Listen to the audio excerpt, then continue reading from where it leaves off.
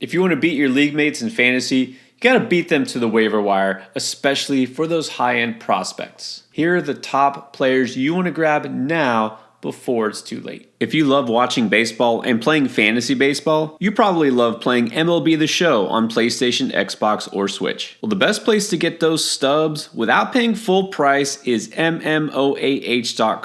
On top of their already discounted price, you get an extra 5% off by using code ENDGAME. You can build your perfect Diamond Dynasty even faster by clicking the link in the description below and using our promo code. And it looks like you have no time to wait if you want to grab Jordan Beck of the Colorado Rockies because he just got the call. Now, this is disheartening news to those who drafted Nolan Jones early because it looks like he's going on the IL, so Jordan Beck looking to fill some of the void left there. Now, here's the question. Could Jordan Beck not only fill his spot for the time being, but maybe could he fulfill some of the promise that Nolan Jones had and hasn't delivered? Beck is a 6'3", 225 slugger, a former Tennessee Volunteer. He's been mashing a triple-A to the tune of a .307 batting average, 5 home runs, 5 steals, and 28 RBIs in only 25 games. Now, if you follow the Rockies, this isn't a big surprise.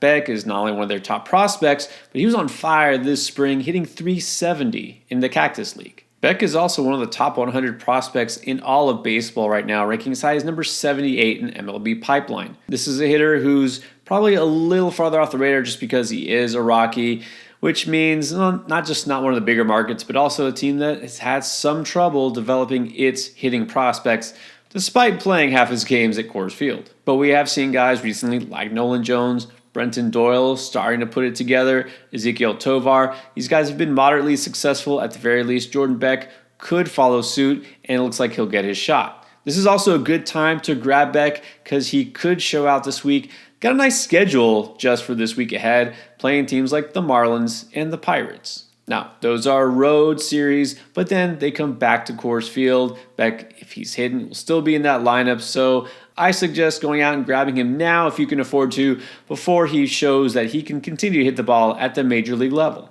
Now, if there's a prospect who's definitely not under the radar, it's Junior Caminero of the Tampa Bay Rays. He's a player that in a lot of keeper leagues, deeper leagues, or just anywhere that you've got smart owners waiting for a rookie to come up and produce, he might already be stashed. But I have to mention because he is yet to debut this season for Tampa, he missed some time early because of injury, and he's not universally owned. In fact, Caminero is 34% rostered in Yahoo leagues, so in 2/3 of those leagues out there, he's free to pick up.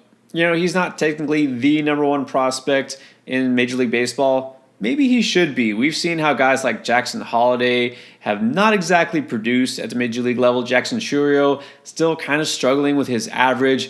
You know, Caminero hasn't yet proven it. His cup of coffee last year didn't go over so great either, but maybe he will be a little bit more ready. Didn't have that pressure starting the season on the roster. He had a couple of weeks where he was injured, and now he's just showing that he's ready to mash in Durham, right? The Durham Bulls. He's already got 4 home runs, hitting .313 in 48 at-bats. And this definitely seems like the perfect time for Tampa to call him up. I mean, getting swept by the White Sox should be humiliating enough that you've got to do something, right? This offense has been underachieving for a little while. You know, could use a shot here. Caminero has done his time. What else does he have to prove at AAA? So as of right now, I can't say that a move is imminent, but it feels like it cannot be that far off. And you don't want to wait until it's too late because if he's out there right now in your fantasy league, you know, as soon as the news is announced, someone's going to snatch him up. You want it to be your fantasy team where he's on the roster. Now, a team that really needs some help offensively is the St. Louis Cardinals. Obviously, a history here now of some prospects just not coming through. You got to wonder what's going on there. Won't get into all that, but you know Jordan Walker just got sent down early in the season again. Victor Scott could barely get a hit. He's been sent down.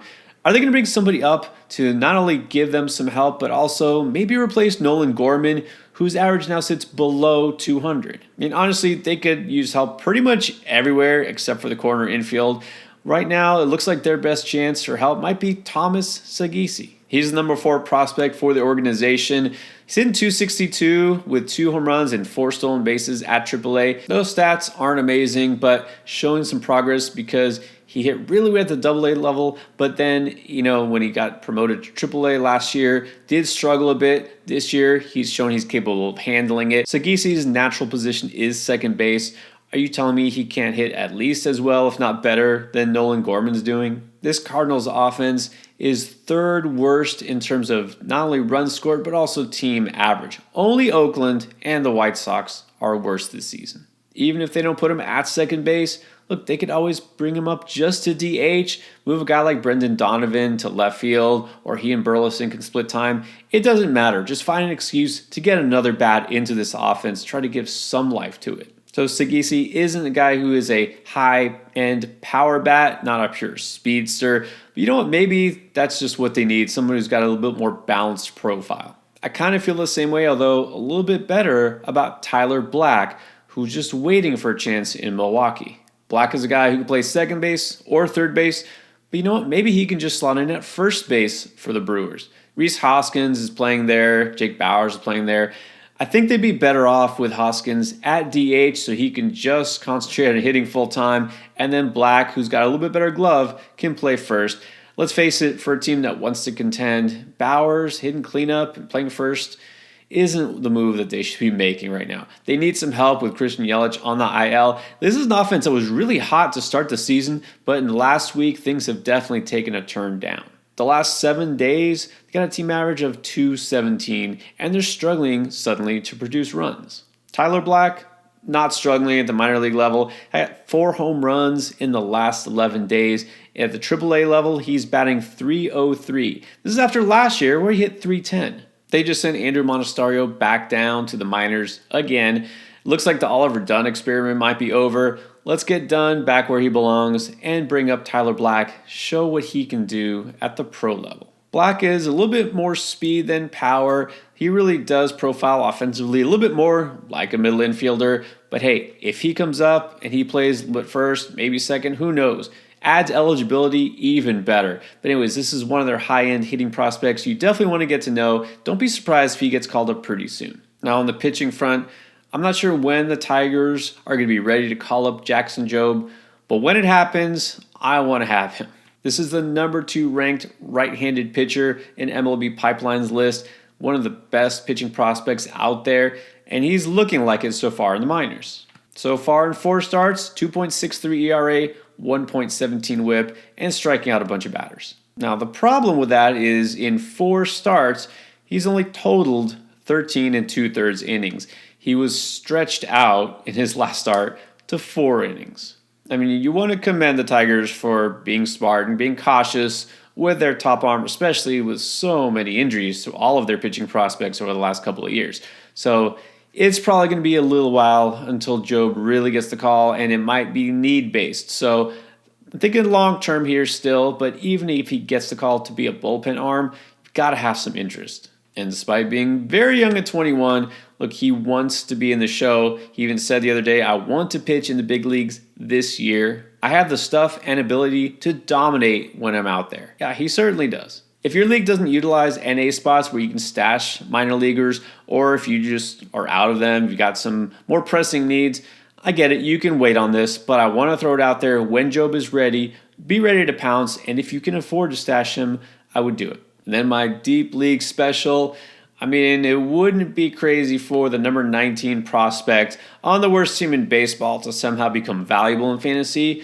So let's talk about Prelander Berroa. This is a pitcher whose stat line definitely caught my eye late last year throughout the minors, and he was looking good until he got hurt this year in the spring. Now he's getting called up by the White Sox. I really think this guy is a future closer. Is it the distant future, the near future?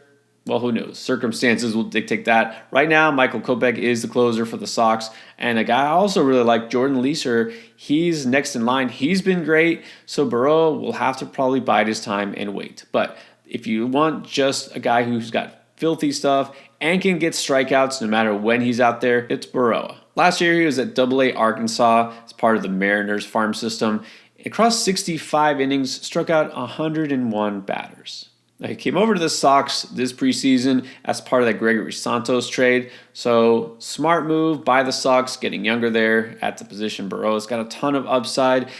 We'll just have to wait and see what happens. Limited only to 11 innings so far at AAA this year because of that injury.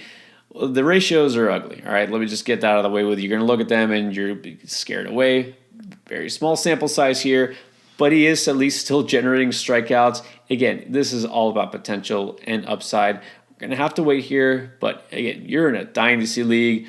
You're in a bullpen-only league like I am. Yes, that's a thing. If you could afford to stash a potential future closer, I think it's Baroa.